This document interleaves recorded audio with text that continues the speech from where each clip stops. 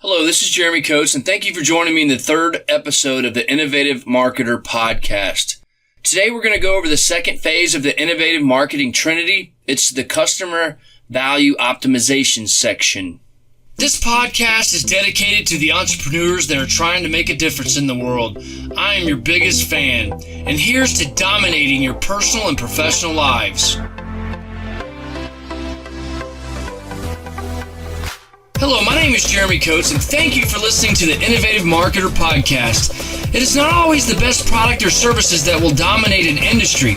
And over the last 20 years, I've learned through my experiences and from the best leaders, copywriters, and entrepreneurs in the world on what it takes to dominate in any given industry. After studying all of the pains and challenges that entrepreneurs face, there are three areas that are crucial for their salvation. We call it the Innovative Marketing Trinity. Innovative marketers build their life around leadership, customer value optimization, and systems that allow them to create and have the life of their dreams. We do this because we feel it is our responsibility to improve the lives of those around us. This includes more than just our clients, but our families and teammates as well. We are innovative marketers, and welcome to our podcast. Today we're going to be covering some key topics, and I want to go over them really briefly. There is a few of them, and we're going to go over what assessments are and how they're going to help you with your business. We're also going to go over researching your target market and how in depth we're going to discuss researching. We're also going to go over customer avatars and some of the demographics and psychographics for your best clients and top prospects. We're going to cover unique selling propositions and value statements per marketing segment. We're also going to be talking about a fundamental principle called customer value optimization. We're going to talk about what that is and why it's foundational to what you're going to be doing in your business.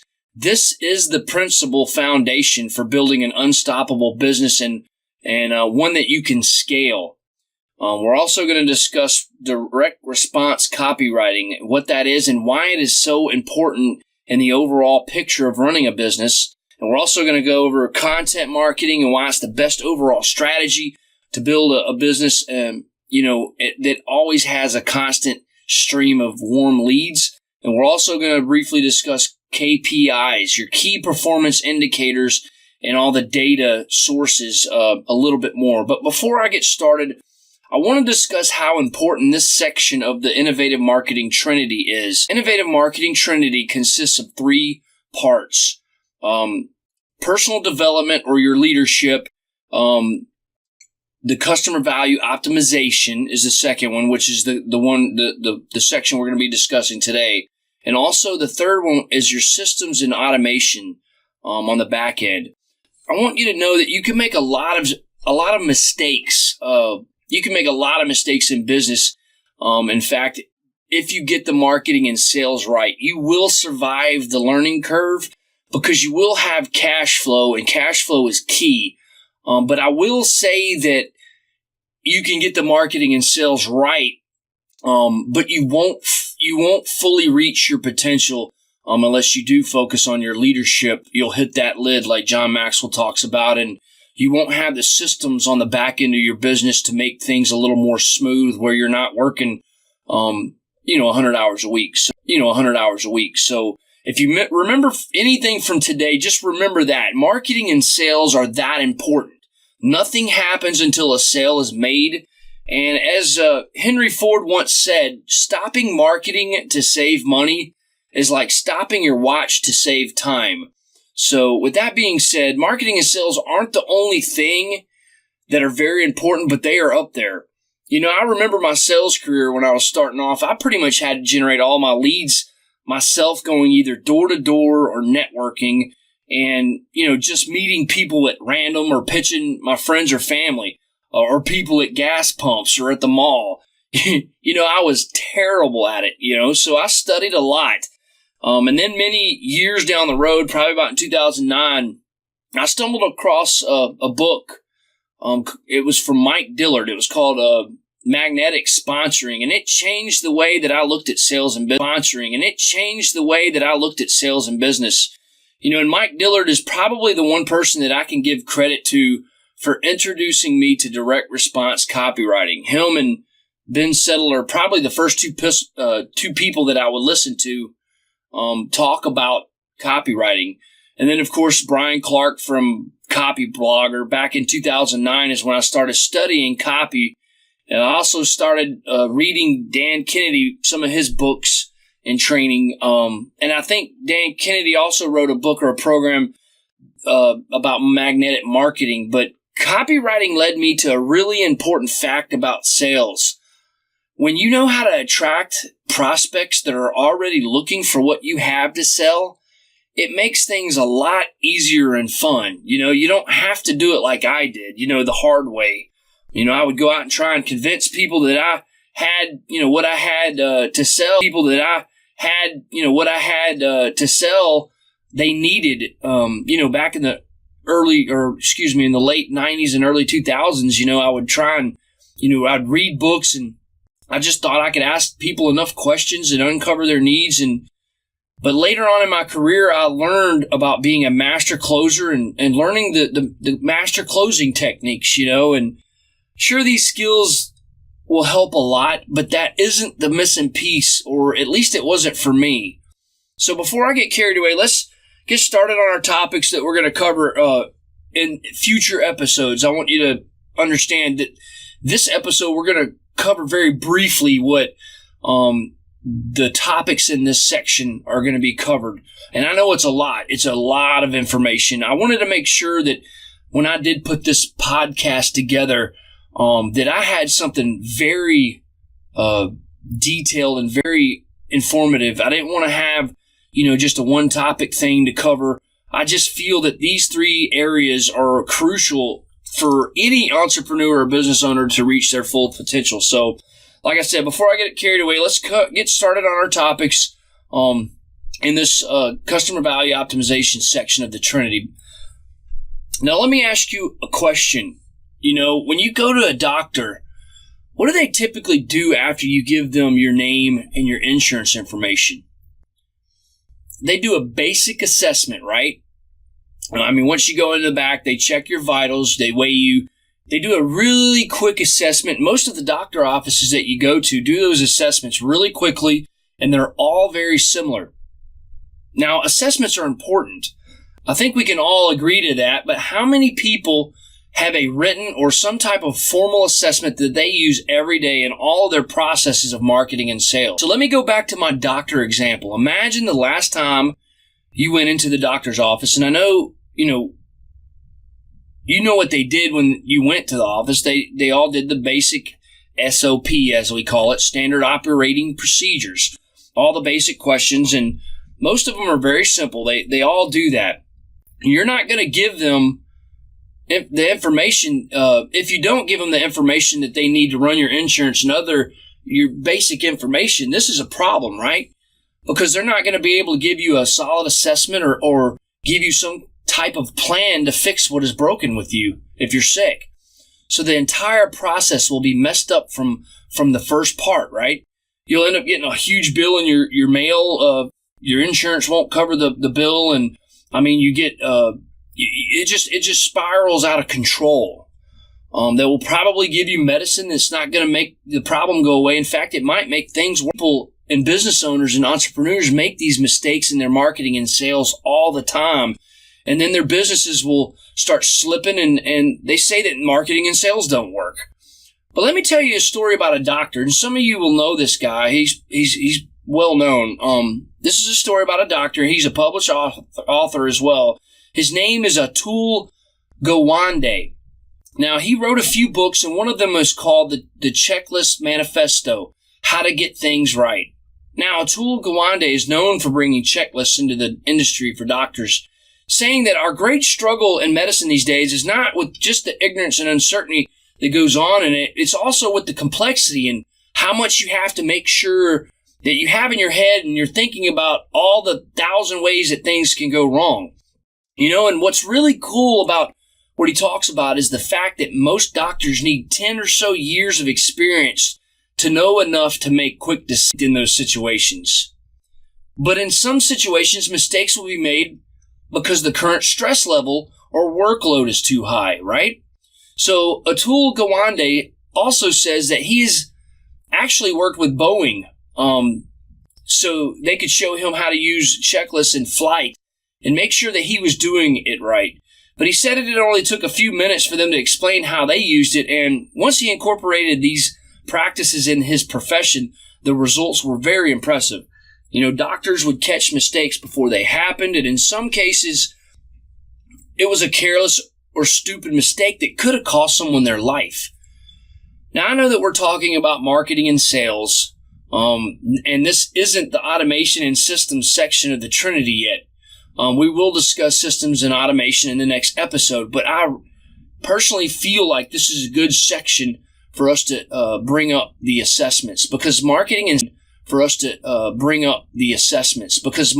sales, you have to incorporate this principle in there from the get-go. In order to do marketing right, you have to go through these checklists and systems and make sure that you don't make those stupid mistakes too, because people's lives are in fact at stake. Just like a surgeon can cost someone a life mistake, a bad marketing campaign can affect thousands of people, if not more. With this being said, most people think checklists are probably a waste of time, and some of these doctors that Gawande was incorporating these checklists with, they thought they weren't necessary either. In fact, some of these doctors thought the idea was dumb. But however, when these same doctors were asked if they were having surgery performed on themselves, would they want the checklist used for their surgery? 94% of those same doctors that thought it was dumb, said they would want their doctors to use the checklists. So assessments are very important. And I don't want to cover this information too much right here. I want to get to the other topics we're going to cover, but I want to make this point clear. If you're not using assessments, you want to get into the habit of doing so. And it's very easy to do.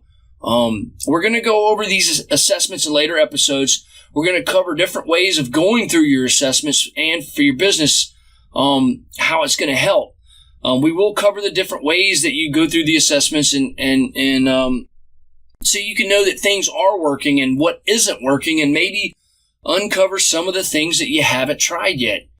The key to this document, the flow of things, it helps with the flow of things that work, and all the mistakes made should be put into assessments so they can be avoided.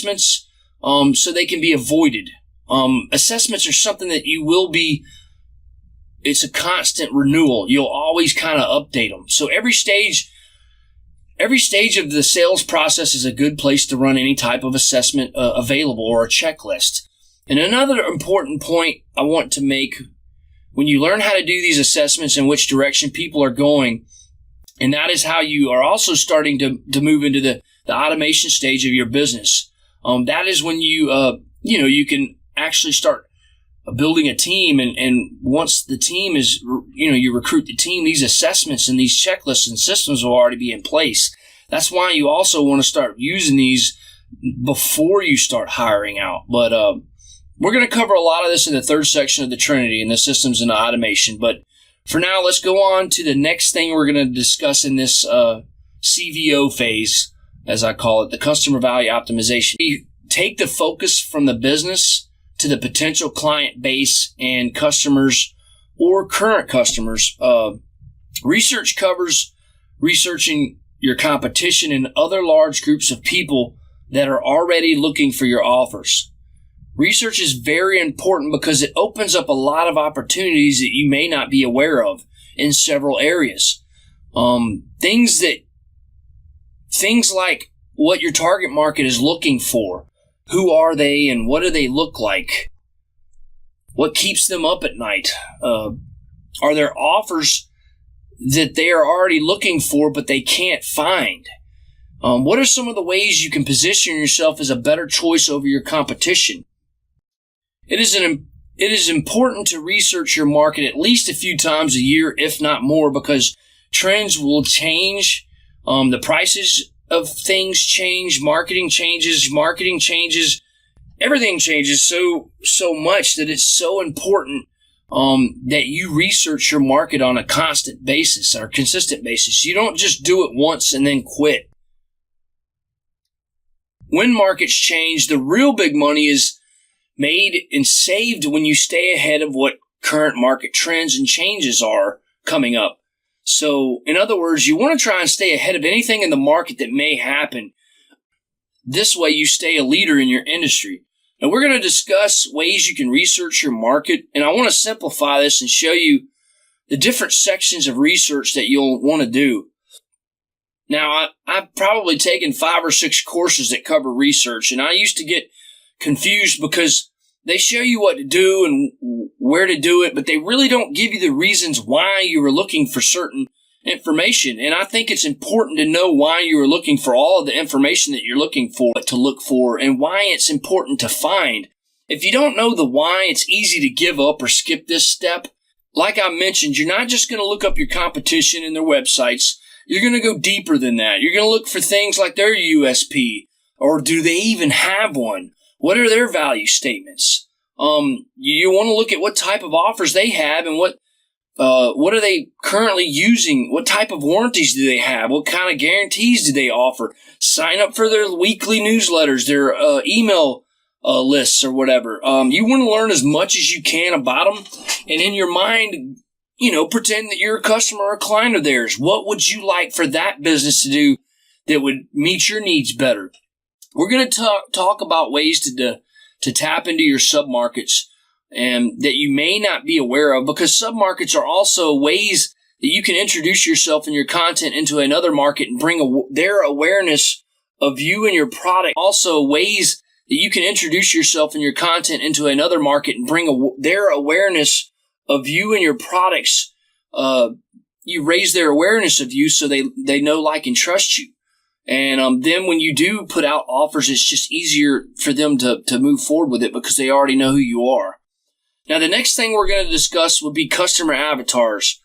After we do the research section, you'll have all the tools and things that you need to get started on segmenting your different markets into categories and develop a customer avatar for each. Now, when you first do this, you'll want to only do a couple of avatars. You don't need to get too busy with too many different avatars because you'll get frustrated when you start having to build out that many campaigns for each. You just want to start with probably 2 at the most, starting off. Now, customer avatars will give you the information you need to and use when and in your headlines and offers and all the other forms of content and copy that you'll be writing. The customer avatar should be as detailed as possible so multiple offers and split tests can be tried. And the more detail this customer avatar has, the easier it is to make and create the content on the back end that will resonate with them. So after we finish the customer avatar section, we're going to move on to the unique selling propositions and value statements. Now, a unique selling proposition will be the foundation of most of your marketing material. This is how you will set yourself apart from your competition and clearly explain the benefits your prospect will experience should they do business with you. Value statements are similar to unique selling propositions, and they are used at different types of, in different types of marketing campaigns. At different statements will be your direct response copywriting. Direct response copywriting is foundational for this section of the Trinity, just like leadership is for the first phase of the innovative marketing Trinity. And I've studied copywriting way back in the day, probably about 4 years, until I finally broke down and invested money into learning it from a professional company. And I studied from people like Dan Kennedy and Ben Settle and David Garfinkel and a few other people like that, Bob Bly. But my skills really skyrocketed when I joined AWAI, the American Writers and Artists, Inc. AWAI, they really break it down very differently from other courses and companies that I joined to learn copywriting.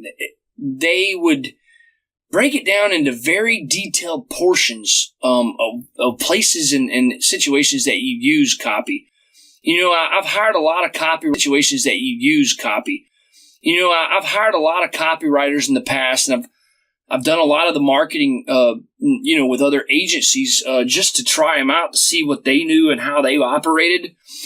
And a lot of them did not use the tricks and tips that I learned at AWAI when it came to direct response copywriting. If you're going to be doing copywriting yourself, you definitely got to learn it. If you're going to outsource it, you need to learn it just so you know how to spot a good copywriter from a bad one. It's good to get referrals as long as they have good experience and reviews and the exact type of copy that you need.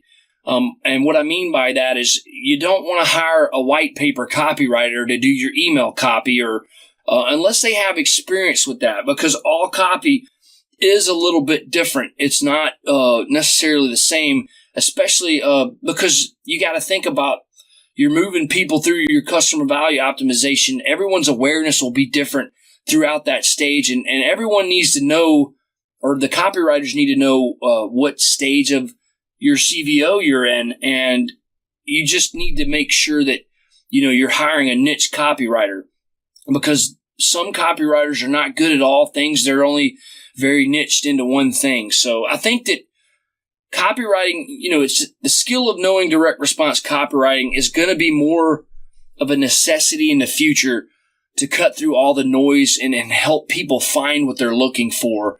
If you haven't noticed, marketing is only going to become bigger and bigger with time. I just think that having this skill of communications and direct response copywriting is going to be more important for you to learn, especially from somebody that knows how to teach it. Now, we will cover the different applications, like I mentioned, with email copy, sales letters, sales letters which are long and short. We'll do video sales letters, webinar scripts, and most importantly, your headings and your landing pages that convert. We're going to go over all that stuff in later episodes when we're talking about this section. So the next section for the CVO part of the Trinity will be your content. Now, this is how you produce and distribute large amounts of communications to your prospects and target markets, so that it positions you in a person of authority while building a relationship with the prospect and the communities. The content marketing does overlap in some areas like social media marketing, but if you have great content, it's easier to build an engaged audience and also nurture them and build a relationship with them where they know, like, and trust you. Content marketing is, in a sense, a mix between advertising and publishing. So when you are building your brand around your personality, and your personality is, around your favorite audience, you not only position yourself as an expert and a person of authority, but you also build a warm group of people that you will be able to advertise to, your paid ads and your traffic, and you can market that to people that already know, like, and trust you. So this will increase your conversion rates, and it will raise your return on investment, and it also raises the value of each client. So to sum up content marketing, I won't say that content is king, because it's not always entirely true. If content is king, distribution is queen, and their children is the quality of the content. So there is definitely a lot of sections, and content is very, very, very important. I want to reiterate that. And I know that there's I follow a lot of big name people out there, and I learn something from everyone, and I've learned from one of my coaches when I was in my early 20s. He once said that sometimes the best way to show someone how to do something is show them the wrong way to do it. And that's how a lot of people, they'll say you just want to put out tons of content. I really think that you need to make sure that before you get to this content section, you know how to research your markets, you know how to design your avatars, know who you're talking to. Don't just get out there and blast everybody with everything you can think of. Be smart about it, because once you start down that road, you can't come out twice. If you're not known right now to a large group of audiences, once you come out, it's just like a first impression. You want to make sure you're doing it. So, I think I went off topic just a little bit there, but like I said, don't just say content is king. Distribute it everywhere and hope because you are louder than everyone, you'll have more content and you'll win. You need to have that plan and schedule your content around certain events or holidays, and make sure it's high quality and high in quantity, and distribute it in the ways that makes the most sense to the people that are reading it.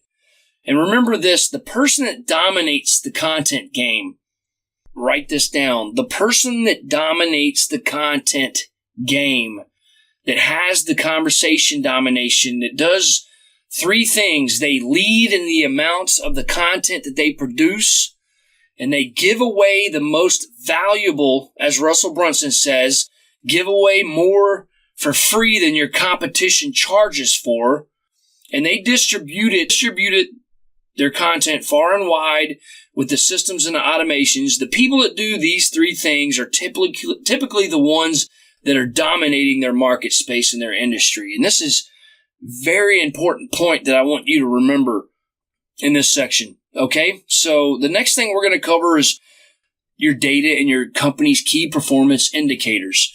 Now, I can tell you a ton of stories about me learning this stuff when I was in my early 20s, 20 years ago. I'll spare you the details, but sadly, most people don't understand data and key performance indicators.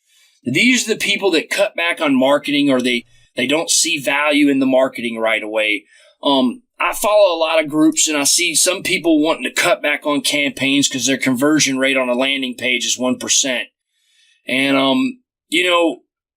I don't want to get into a side tangent here, but if you're converting at a 1%, and, you might be paying $50 a lead, it depends on a lot of other factors. I mean, I have, I don't want to say high ticket offers, but we do have, some of the deals that we sell are $60,000 and we'll make $20,000 a profit, right?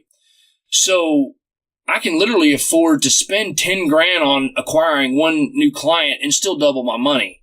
So just knowing that simple fact, what if I looked at my conversion rate on a landing page and was like, damn, man, I'm only converting 1%.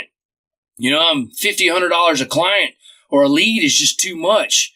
But I can afford to spend $10,000 on just one close and double my money.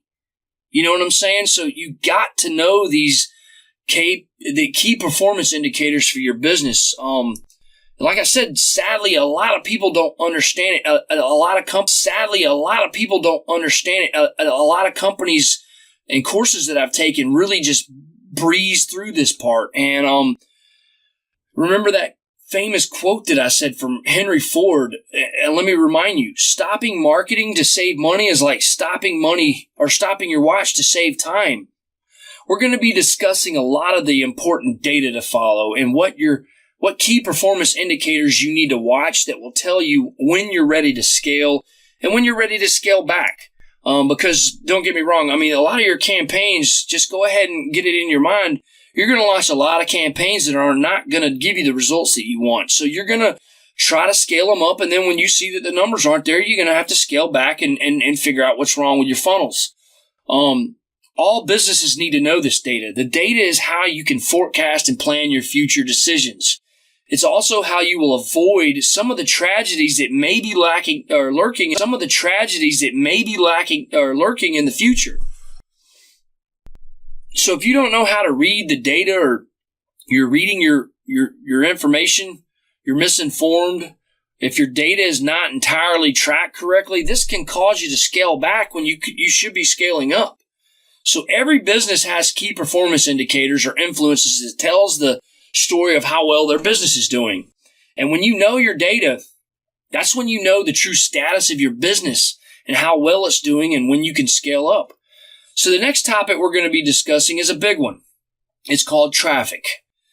And some people relate traffic to SEO, but there are really three types of traffic that you want to be aware of. And we're going to discuss all three types of traffic. I don't like using the term free traffic. I hear a lot of big name people say free traffic, but in reality, there really isn't anything. There's really nothing. There's no true free traffic. Most free traffic still costs you a lot of time to make and distribute. But for the sake of keeping the dream alive for free traffic, I'll refer to it as free traffic, okay? So most people say that once you get your content strategy in place and start building it, your SEO starts kicking in, your search traffic starts producing results, you'll have the free traffic coming in. So that's what we'll refer to as free traffic, the content and the SEO portions of it. The second type of free traffic, free meaning to social media distribution, all that stuff. But the second type of traffic is going to be paid traffic, things like Facebook ads, and their Facebook ads, AdWords, and other type of paid forms of advertising. That is going to be your paid traffic. Now, this is the type of traffic that you want because this will be in the form of your tribe or your audience that you've built, or your Facebook group, or your email lists. These are people that already kind of know, like, and trust you. And this is a great point to pause, and I want to point out this important point right here you want to remember. There's another reason that you want to own your own traffic, and this is the best type, and here's why. If you're ever interested in being able to, be in a position to sell your business for millions and millions of dollars, this is the type of traffic that you want. And some people might ask, why is that? Because people buying companies, they buy them for two reasons: their list and the type of traffic that they own. And also, they usually will have a conversion funnel that has a self-liquidating offer at the front end and systems on the back end. Those are the kind of businesses that everybody will fight tooth and nail over to buy. We're going to cover a lot of that stuff in later episodes, but that's a very important point I want to make with traffic and content. Most of the companies that do get bought out for millions and millions have that conversion funnel that automatically sells their services or their products to a list that they own, and they have systems and automation on the back end. This should be every business's goal, and in your marketing and sales plan, this should be what you're focused on. These are the points that we're going to be talking about and discussing in the future episodes. This is the foundation of what customer value optimization is. Traffic is essentially the lifeblood of a business, but it takes the conversion funnel to make to double the money that you're investing into the marketing. And traffic is usually built around the content that a business has, whether it's paid or free traffic. And that's why most people content that a business has, whether it's paid or free traffic. And that's why most people, say that they have a traffic problem, but it's not necessarily a traffic problem. They don't have the right content and distribution that creates the traffic. And that's usually what the problem is. Traffic is usually the easiest thing to build if you do all the other steps that we're going to discuss in the right order. It takes having these assessments and checklists and research, creativity and thought, and the customer avatar planning, and obviously implementing, the right customer value optimization plan and sales funnels in the right order. Having a right lead magnet and offers in the top part of the funnel. But there's other types of marketing and sales things like social media management, blogging, doing video sales letters, webinars. We're going to cover a lot of those tactics also because they will all come into play in your customer value optimization strategy. Now, there's one thing that I've learned about teaching and learning direct response marketing and customer value optimization. Nobody can be an expert in all of it. And a lot of the times, the people that I would train from would leave some of the important aspects out, or I just couldn't tie it all together. But the one thing that I will say this, if you don't have a checklist to do the assessments, you will miss things.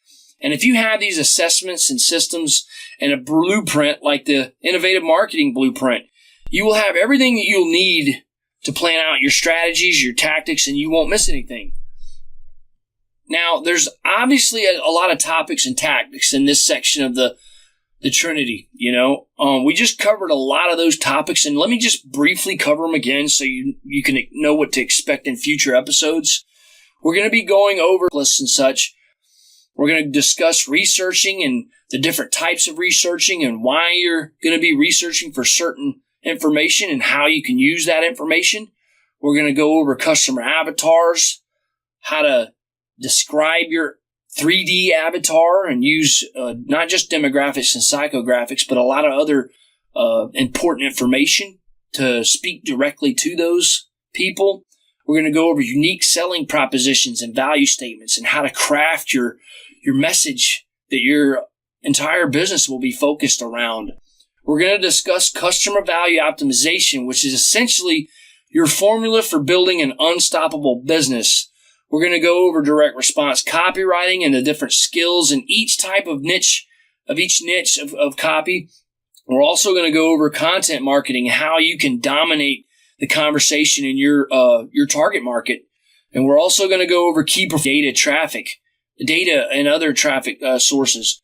And obviously we will be discussing a lot more, but these are going to be the core topics. Now, some of the marketing tactics will fall over into the third section of the Innovative Marketing Trinity, which is the system and automation section. But here's a short list of what we're going to be discussing in this next episode, which we're going to go over what the third section of the Trinity will be discussing.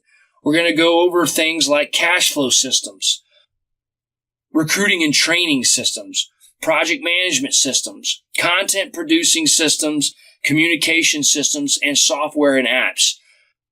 Now, in case you haven't already, download these first 4 episodes and really get a good understanding of what we're going to be covering. I know there's a lot. I know these first 4 episodes are crammed with information and I'm all over the place. But I really think that it's going to set the foundation for what we're building in these future episodes. It may be a good idea to come back and listen to them so you kind of have an understanding of where we're taking this podcast. I want you to listen to them and get a good understanding because we're going to be covering a lot of information over the next year or so. Thank you for listening to the Innovative Marketer Podcast. This is Jeremy Coates, and this podcast covers the 3 phases of the Innovative Marketing Trinity. The first phase is leadership, which includes taking responsibility, finding your purpose, your dream, learning to grow into the leader that can develop other leaders and build teams. The second phase is customer value optimization, which includes assessments, research, describing your perfect client avatars, USPs, direct response copywriting, designing content that drives traffic, and how to read data and key performance indicators so you know how to scale and when to scale back. The third phase is the automation systems, where you learn cash flow systems, project management systems, content producing systems, communication systems, and the software and apps that will help you achieve your greatness. I encourage you to download the episodes and listen to them again, and leave me a review, good or bad. I'm here to help anyone that wants to get better, and I am also on a growth plan of my own, so let's take this journey together. If you have any questions or suggestions, you can email me at jeremy@innovativemarketing.com.